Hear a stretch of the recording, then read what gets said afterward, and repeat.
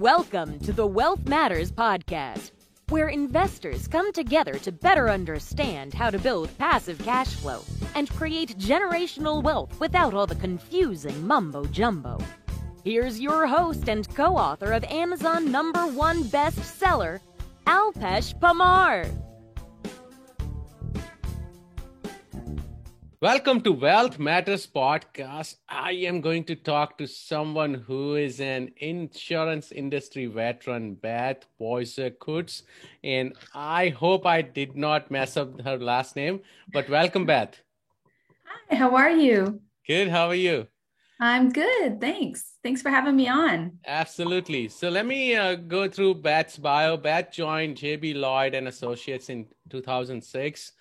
Specializing in insurance program for financial institutions and real estate investors. And I wanted to emphasize on real estate investors because 50% of my portfolio is in real estate and most of my listeners are real estate investors. So Beth, I am looking forward to this episode.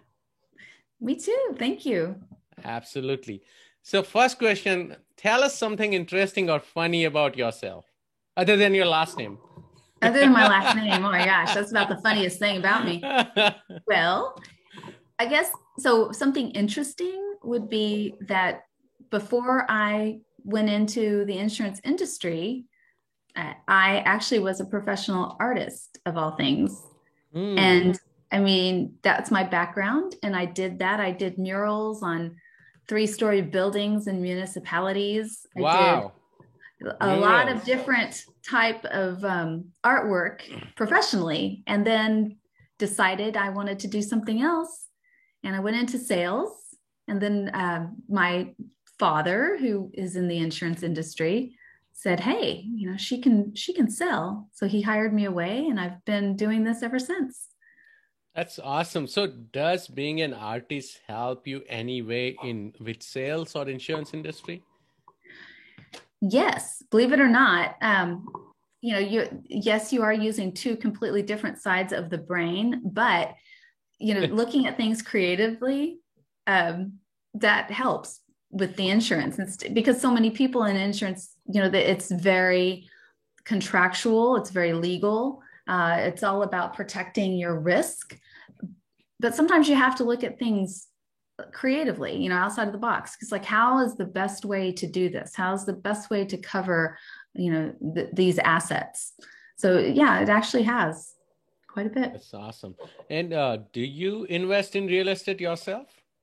Yes, we do. My family, we have a family limited partnership. Oh, great. That we have quite a few single family residences and a couple of commercial buildings up in the Dallas-Fort Worth area.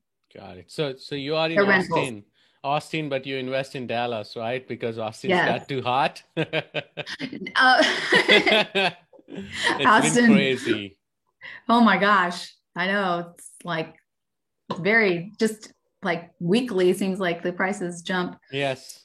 But no, we're from Dallas, the Dallas area. I see. So that's why we're centered there with our real estate portfolio. Got it.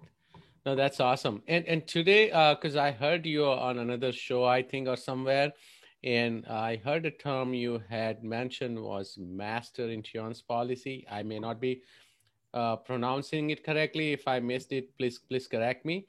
But what is it? That's a very good question. So a master insurance policy is a policy that once it is up in place, the insured can add or delete or modify any property that they have an insurable interest in at any time during the policy period with no additional applications or underwriting delays or underwriting at all. So for example, let's say I purchase a new rental property tomorrow. Okay. And I would just go online, enter the property into my portal that's been assigned to me. I would enter the property information. So I can even do it online without even reaching out to a broker. Exactly. Wow. Yeah, you have a portal assigned to you, and you enter the property information, the amount of coverage that you need for that property, the address. If there's a lender involved, you enter that information, and then you just hit add to policy and it's done. And likewise, if I want to, so that's what a master policy does. It's really, in a nutshell, a great way for someone who has an interest in multiple properties to manage the insurance on multiple properties in one place. I see. So I have now a lot of questions, of course. I guess I wasn't very clear. No, you were, and it's great. So how I thought, so right now what I do, I reach out to my agent, right? When I buy or sell a property, I ask him to add a new property. And then of course he also adds my property. So he creates a new insurance policy for that particular rental. And then he goes ahead and adds that rental as well in my umbrella. So how do you compare a master insurance policy to umbrella insurance policy? Are they similar, or would I also need an umbrella policy after having a master policy? Okay, so I'm going to break this into a couple of different parts. First of all, your underlying policy, it sounds like, is multiple different individual policies. So each of your rental homes has its own insurance policy. As opposed to a master policy, they would all be underneath one master insurance policy. So that's the first part of it. Second part of it is the umbrella that you have that overlays your underlying policies. So what you have is essentially, if you want to think of it as you've got these different individual insurance policies for the property, then overlaying all of those is an umbrella policy that every time you add a new property, the agent has to add that property to the umbrella. What the umbrella is it's giving you additional general liability limits, because on your underlying policy, you don't feel like you have enough. So for example, you might have $500,000 as your general liability limit on your underlying insurance policy for property A. And let's say you are sued and you reach that limit of $500,000. Then your excess umbrella insurance policy that is overlaying that insurance policy, that kicks in. That kicks in, correct. Right.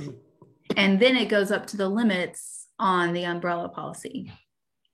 So if you've got another $1 million, once you've reached your $500,000 on the underlying insurance policy for property A, then you've got another $1 million that in the umbrella bucket. Does that make sense? Yeah. So now the difference between an umbrella policy and a master policy is that a master policy is just like the underlying policy that you had on property A, except it covers all of the properties. It covers your properties A through Z. And typically, the master policy is going to have higher insurance limits than an individual rental policy. Right. So you may or may not need to add an excess umbrella policy over it. It would depend on your risk tolerance and really how much you have to lose should you be sued. Sometimes some of my higher net worth clients feel that even if they've got, $2 million aggregate in a bucket in the underlying policy for a specific property, they feel like they need to add to that because they have deeper pockets. Right. Yeah. Okay. No, that's a great explanation. So of course, now what I understand from this is that I can pretty much add and remove policies. So can I, so like in other, when I'm working with another insurance agent and trying to do something similar, a lot of time I cannot combine properties from, let's say, 2 different states. Would that be allowed in a master insurance policy? Like, let's say I have a property in Wisconsin now and another property in Atlanta, Georgia. Can I combine them under one master insurance policy? So the answer is yes. And the different carriers that offer these type of policies do each do it a little bit differently. So some of them will say, okay, well, at the beginning when we're underwriting and going through that process, they'll say, okay, well, you've got properties in 4 states.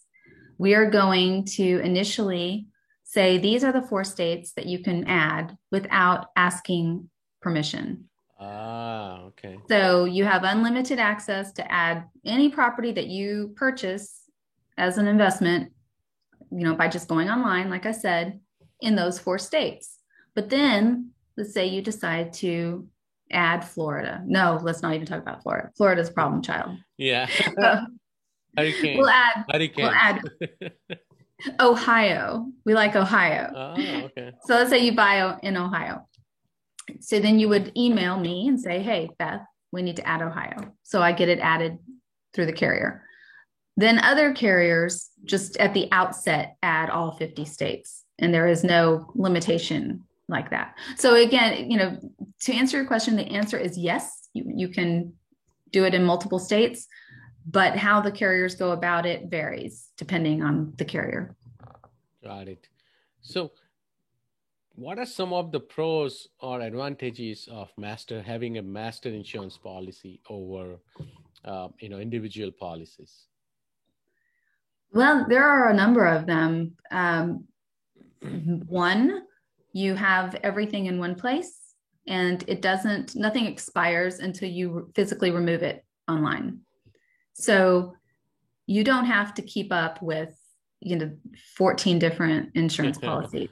Tell me about it. I've been through with 14 different dates of expiring, with 14 different coverage forms, because oftentimes they do vary. I've done enough comparisons where it makes my mind. And sometimes like 4 or 5 different insurance agents to work with. So it was yes, depending on the state. So there's that. Just the convenience of it is huge. The fact that you have a set rate, set coverages, you can add things as needed without any delays, you can cancel them as needed without penalty. You determine the amount of coverage that you put on a property. You have so much more control. So those are some of the advantages. Some other advantages are just the fact that you can choose monthly billing or annual billing. You can add a lender. You can add multiple different LLCs if you have them, for. I was going there actually. LLC was going to be my next question, but. Yes. So those are some of the advantages. There are a number of them. Just the convenience, I think, would be first and foremost.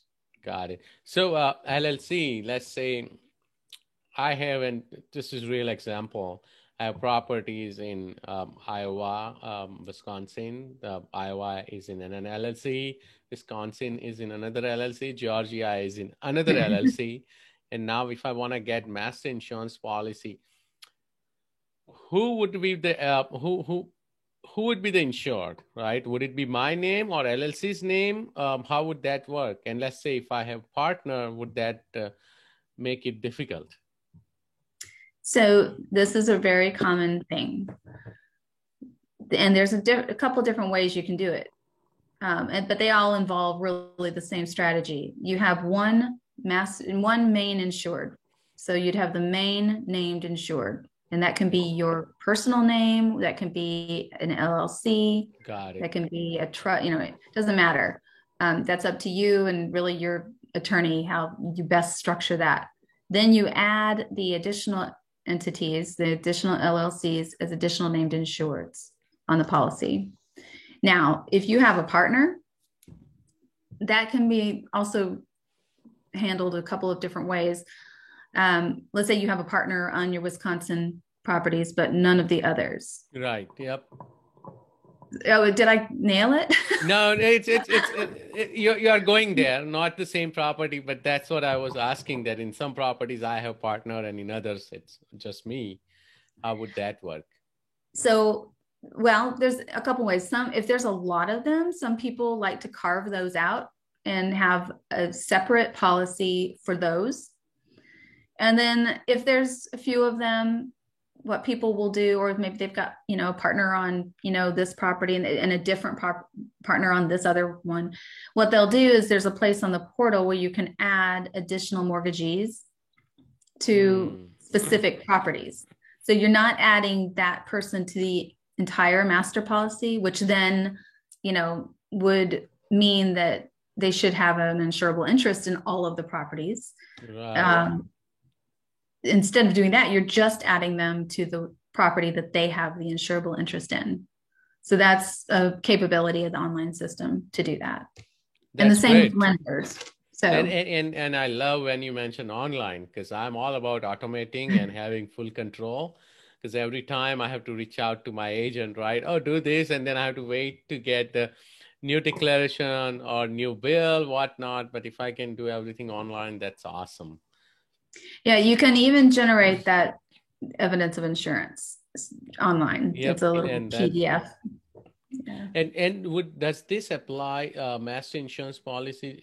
Does this apply to only single family, to townhouse, or do you do this for multifamily or mobile home parks, etc.? So what we've been talking about is primarily single family up to 4 units. However, carriers will oftentimes, and some of them, again, it depends on the carrier, will sometimes allow for, if you've got one that's 8 units, they may grandfather that one in. But often, we will take the multifamily, and if we can't grandfather it in, and we'll just go get a separate policy for those. Right. As for mobile homes, and again, the answer in insurance is often, it depends. So I apologize in advance.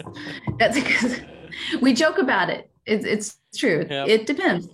So if you have mobile homes and single family homes, oftentimes they will, very similarly to the multifamily, they will grandfather them in or create a separate rate for those within the policy. So they are allowed, but the rate may be a little bit different for the mobile homes. The other option is there's a carrier that we work with that does nothing but mobile homes. Mobile homes, okay.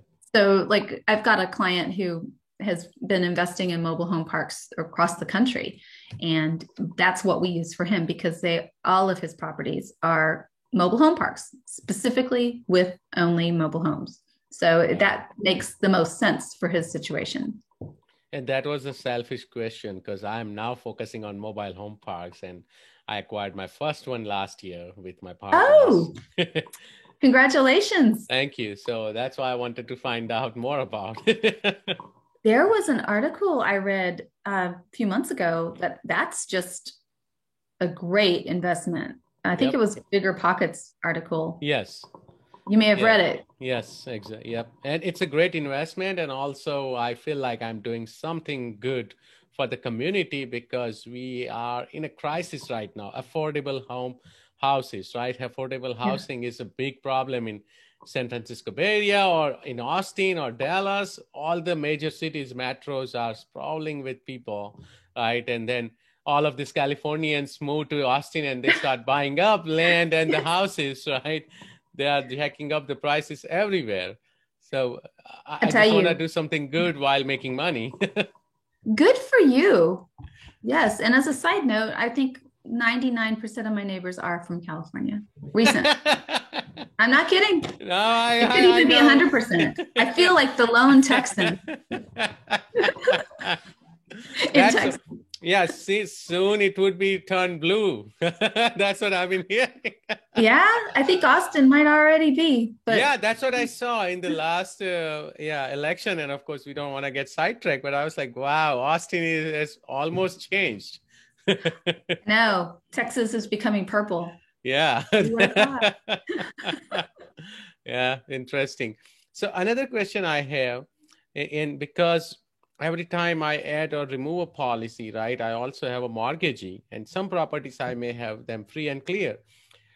Do I pay the policy premium at the master level, or when I add and remove, am I able to pay them separately, right? Because I would have to, whenever I have a mortgagee, like a lender, they would be paying the bill if I'm paying through escrow. And sometimes I own the property outright and I want to pay it from my pocket, right? So how would that work? So this is something that we also deal with quite a bit. So when you're just, when you own it free and clear, you can choose online on that specific property you want, if you want annual or monthly billing. Got it. And that will be, you will get a bill either monthly or annually for that, or for those, because you may have a number of those. Right. If you have properties that have escrow, that are escrowed, and the lender is paying it, then we just create an invoice and to go along with your evidence of insurance, and we can do it, or you can do that, that part of it. And then we send it to the lender, and then the lender just pays us directly. That's awesome. So it's pretty simplified. Now, another question I have, and this may be a curveball because we didn't talk about it, is that because in the individual policy world, I have a claim on a policy A, right? And then, of course, my insurance goes up next year, right? Right. Like if you have a claim on your vehicle or car accident, there is another year. So what will happen in a master policy world? Would it apply to all my properties if I had a claim on one property for whatever reason? Or would the insurance go up only for that property, or would it apply to all entire policy, and would it affect my insurance rate? Okay, so this is the good news about master policies. Because you are spreading the risk out over, multiple properties, one claim, it would be very unusual for it to cause a rate increase at the time of renewal. Yoo-hoo. Yeah, that's awesome. Very unusual. Right. I've not seen that even. So if you had, you'd have to have a lot of claims, right, and not be putting a lot on the policy over the annual period for the underwriter to take a look at it and say, hey, this is not generating premium and we're paying claims. And then you would see a rate increase. In that case, you should get rid of that property. Probably so. Yeah. But that reminded me a story about my very first house in 2007, a townhouse. I was insured with State Farm. I filed a claim, and it was, I didn't know how much it would cost. First property, my own primary residence on top of it. My deductible was $500 and the claim amount came to like $350. So I paid from my pocket and get everything fixed. And the next year I see, and my insurance premium increased by $100. And I said, why? They said, oh yeah, you had a claim. I'm like, you didn't even pay for it. That's so rude. That was so bad. And on top of that, I tried to change it to Allstate, and I'm taking names because I want people to hear. They said, oh, you are not insurable because you had a claim last year. Like, what the? Oh my gosh. Yes. So then I went with Farmers, and I'm still with Farmers on my primary side. And that's where I have Umbrella as well. But that was an interesting story that I was like, okay, I got to make sure when I buy rentals too, that I don't have a claim. The whole reason you have an insurance is that you want to protect yourself. Right. And you paid the claim. You paid it. You self-insured. And it's still in my history. This just seems very unfair. And I'm in the insurance industry. But yeah, I would have a little bit of a problem with that. Exactly. So no, this is great. So I can pretty much send payments or to the lender or set up such a way. So I like that option. Another question. So the claim question only. I had another question. Was that is there do I need to have certain number of properties to be able to have a master insurance policy? Like it has to be now 2 or 4, or is there a minimum? Again, it depends on the carrier. Some of our carriers, yes, they want you to have 3 to 5. We can start a person out on our Lloyd's policy with fewer. Okay. But I always will tell people, check, this is what I can do with your one property. And we're a little bit limited because it's just the one. Right. But if you're going to be growing and you're going to be growing quickly, this might be a good alternative. This might be good. Yeah. Right. Because you will still have the advantages of the master policy. But go check out with the local agent first and see if you can do better than what we can do. And then, if you can, then come back to me. And if, when you've got 3 to 5. So, it really depends on the circumstances, but I have had some folks who are being mentored by other clients of mine, and they are even though they're just starting out, they're going to be growing very, very quickly. And in some of those cases, it does make sense to go ahead and get that master policy set up. And then there are other times where people can't get, a typical, individual, admitted policy, like with State Farm or Allstate, for whatever reason, the condition of the property or the location or whatever. And so in those cases, it makes sense as well. Got it. Okay, no, this is awesome. So the last question I want to ask in this segment of the show is, what are some of the gotchas when I'm going through an insurance contract? What are some of the things I need to look for? Excellent question. So a few things.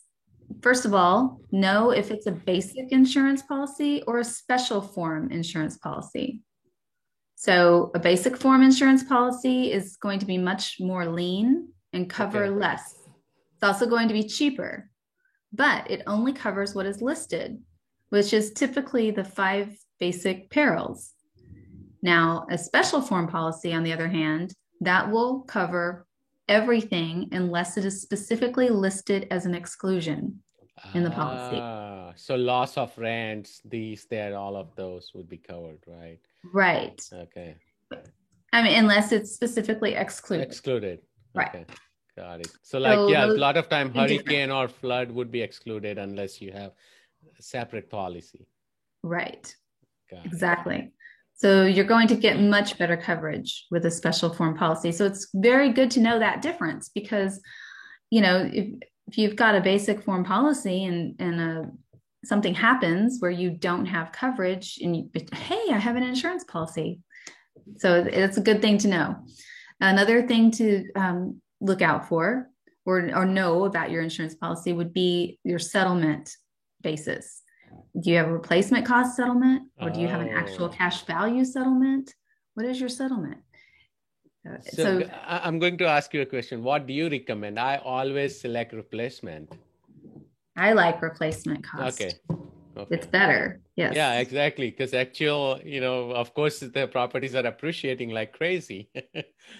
Right. Yes, because that is the definition of actual cash value. It is you take replacement cost, you deduct depreciation, which is based on the condition of the item and the age of the item at the time of loss. So if you've got a 10-year-old roof that's seen a couple of hailstorms, obviously you're not going to get a whole lot. Then you have your deductible. Yes. At the end of the day, you're self-insuring.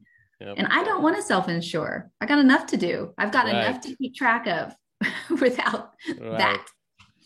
That's just me, though. Yeah, no, I agree. And on top of the crazy high price of lumber, right? Lumber has been going up for a year because we are trying to build about 16 houses here in not Bay Area, but in California.